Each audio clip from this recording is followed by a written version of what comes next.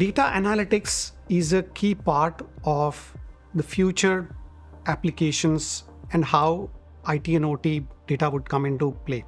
And it is important that it gets the emphasis to drive continuous investments into such programs.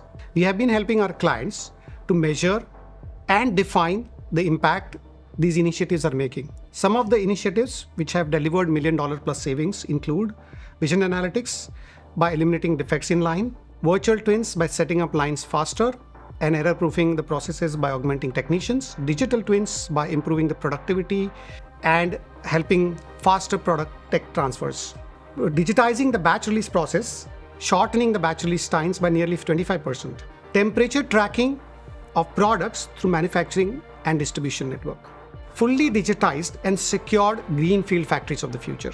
He is going to define how the AI adoption and the impact it creates on the manufacturing and quality of the products being manufactured is going to be key.